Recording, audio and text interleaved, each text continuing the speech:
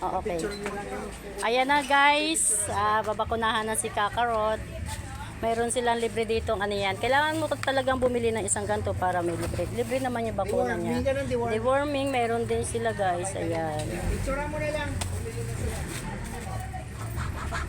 Ayan kuya, naka-vlog ako ha. Okay lang. Vlog ko to. Anti-rabies. Kasi anti-rabies saka Tsaka deworm, ma'am. deworm. Gamot ni San Miguel. Ano yan yung aso? Check upin pa bago siya bakunahan or ano? Hindi, ma'am. I-anti-rabies. Anti-rabies. Yung anti-rabies ba ano yan? Kasi parang may lagnat siya ng konti. Okay lang. Pag may lagnat, ma'am, depende naman. Di ko lang Sa may nagtai siya kanina. Pero pinainom ko na siya ng gamot. Ang gamot lang naman niya herbal. Yung damo.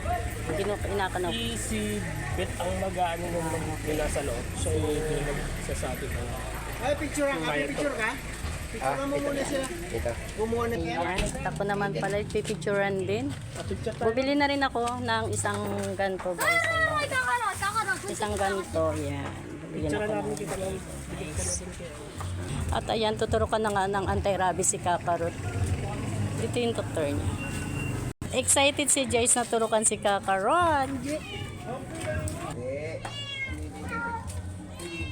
Ariko.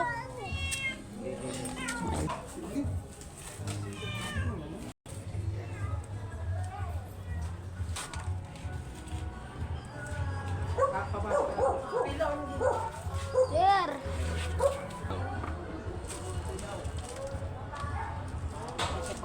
Ayan, i-dewormin pa natin guys si Kakarot. Ayan, tayo na, ikaw na si Kakarot. Ay, sige, isa pa pala. Ayan, kala ko si Kakarot. Kuya, naisipan niyang maglibre ng ganyan. Ay, Ming! Uy, Ming! Wait lang, sir. Wait lang, sir. Wait lang, sir. Ayan. Nagalit siya. Ayan na guys, si Kakarot. Kaya yan, bebe. Ayan. Ayan, ang ibabaksin sa kanya anti-rabies. Ayan, anti-rabies. Nakawak ko si Kaka. Hawakan mo, bebe. Ayan. And then, yung sa deworm, kuya. Timbang.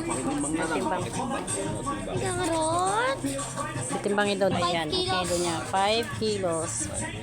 5 kilos si Kakarot. Ayan. Sa deworm, ang kanyang ituturok naman ngayon, guys.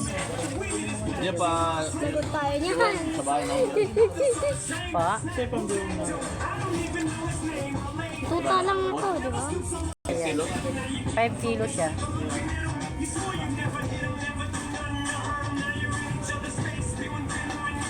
Opo lang ah. Dito lang si mama.